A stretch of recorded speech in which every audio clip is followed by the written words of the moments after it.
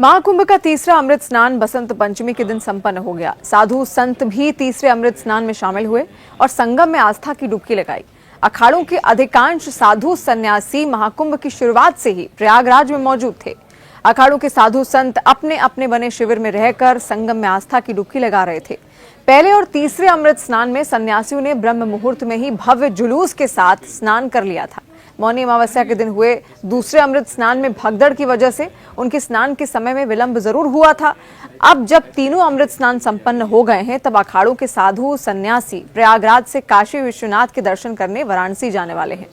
ऐसी मान्यता है कि प्रयागराज के बाद काशी में भी मिनी कुंभ लगता है। इसी वजह से प्रयागराज के मौजूद अखाड़ों के साधु संतों का जमावड़ा अब काशी के गंगा घाट पर लगने वाला है। प्रयागराज के अधिकांश साधु संत सहित नागाओं की सेना अब काशी में दिखने वाली है। प्रयागराज के बाद अब लोगों को नागा बाबा की फौज काशी विश्वनाथ में चहलकदमी करती हुई दिखाई देगी। नागा सन्यासी अभी से लेकर होली तक काशी की गलियों में नजर आने वाले हैं। आपकी जानकारी के लिए हम आपको बता दें कि 4 शैव अखाड़ों के मुख्यालय और सभी 13 अखाड़ों की शाखाएं काशी में स्थित हैं। इसमें सबसे बड़े अखाड़े श्री पंच दशनाम जूना अखाड़ा सहित 4 प्रमुख शैव सन्यासी अखाड़ों का मुख्यालय काशी में ही है। इनमें हनुमान घाट पर श्री पंच दशनाम जूना अखाड़ा, दशाश्वमेध घाट पर श्री पंच दशनाम आह्वान अखाड़ा, हनुमान चैक कपिला धारा में श्री पंच अटल अखाड़ा, शिवाला घाट पर महानिरंजनी अखाड़ा के मुख्यालय हैं। महाकुंभ से वापस लौटने के बाद 8 फरवरी को जूना अखाड़ा का काशी नगरी में प्रवेश होगा और 12 फरवरी को भव्य शोभा यात्रा निकाली जाएगी। जूना अखाड़े के साथ अग्नि और आवान अखाड़ों के नागा सन्यासी महाकुंभ में बसंत पंचमी पर संगम में स्नान करने के बाद काशी की ओर प्रस्थान करेंगे। 8 फरवरी को रमता पंच के नेतृत्व में बाजे गाजे और हाथी घोड़ों, रथों तथा पैदल सन्यासियों की भव्य शोभा यात्रा में पूरे लाव लश्कर और अस्त्र शस्त्रों के साथ उनका नगर प्रवेश होगा। इसमें से अधिकांश सन्यासी बैजनाथ स्थित जपेश्वर मठ पर रुक जाएंगे और फिर 2 फरवरी को होने वाले माघी पूर्णिमा पर जपेश्वर मठ से उनकी शोभा यात्रा निकाली जाएगी और सभी फिर अपने अपने लाव लश्कर के साथ हनुमान घाट पहुंचेंगे। काशी नगर प्रवेश के बाद सभी सन्यासियों का जत्था अपने अपने आश्रमों, मठों के साथ गंगा तट के दोनों ओर पड़े तंबू छावनियों में अपना डेरा जमाएंगे।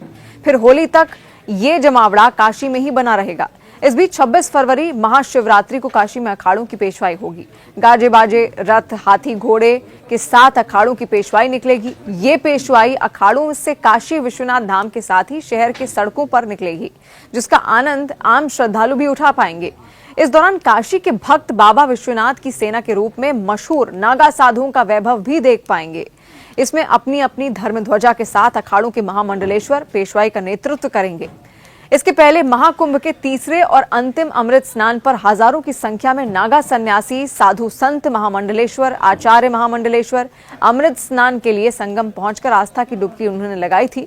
तीसरे अमृत स्नान के दिन साधु संतों का जत्था उस दौरान दौड़ते भागते करतब दिखाते शोभा यात्रा के रूप में जब घाट पर पहुंचा तो लोगों ने अपने अपने तरीके से उनका स्वागत किया। सरकार ने साधु संतों के स्वागत में हेलीकॉप्टर से फूल भी बरसाए। कई भक्त जिस रास्ते से संत गुजरे थे वहां की मिट्टी बटोरते हुए भी दिखाई दिए।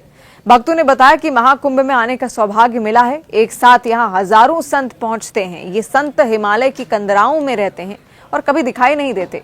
ऐसे दुर्लभ संतों को एक साथ महाकुंभ में ही देखा जा सकता है। महाकुंभ खत्म होने पर ये संत यहाँ से चले जाएंगे, लेकिन हम उनके पैरों की धूल सहेज कर रखेंगे। चरण रज को मंदिर में रखेंगे, परिवार के लोगों को भी देंगे। ये लोगों का वहां पर मानना था।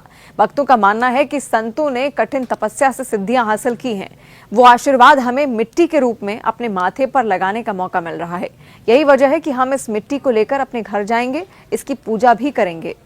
मौनी अमावस्या पर भगदड़ के बाद सभी 13 अखाड़ों ने सादगी के साथ संगम में स्नान किया था। कोई खास शोभा यात्रा भी नहीं निकाली गई थी। टुकड़ों में संत अमृत स्नान के लिए पहुंचे थे। प्रशासन की ओर से भीड़ नियंत्रण व्यवस्था को मजबूत बनाए जाने के बाद बसंत पंचमी के अमृत स्नान पर सभी अखाड़ों में उल्लास भी दिखा। बसंत पंचमी की व्यवस्था की खुद कमान मुख्यमंत्री योगी आदित्यनाथ संभाल रहे थे। मुख्यमंत्री योगी सुबह 3 बजे से ही अपने आवास पर बने वॉर रूम में महाकुंभ की व्यवस्था पर पैनी नजर बनाए हुए थे और अधिकारियों से पल पल अपडेट भी उनकी ओर से ली जा रही थी। सीएम योगी ने साधु संतों, श्रद्धालुओं को किसी भी प्रकार की दिक्कत नहीं हो, इसके लिए अधिकारियों से दुरुस्त व्यवस्था करने को लेकर सख्त आदेश भी दिए थे। बसंत पंचमी के दिन तीसरे अमृत स्नान की सफलता को लेकर श्रद्धालुओं के साथ साथ साधु संतों ने भी मुख्यमंत्री योगी आदित्यनाथ की तारीफ की।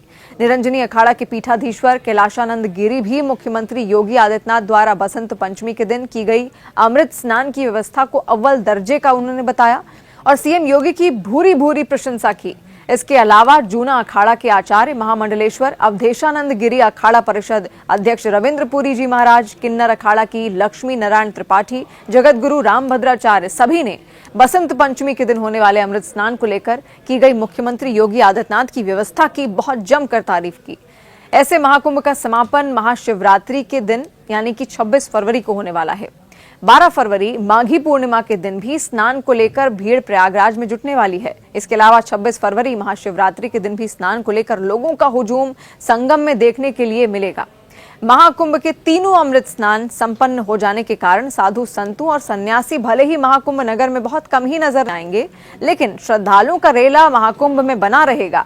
योगी सरकार की चाक चौबंद व्यवस्था महाकुंभ के समापन तक बनी रहेगी। इस दौरान श्रद्धालु संगम में डुबकी लगाकर पुण्य के भागी भी बन सकते हैं।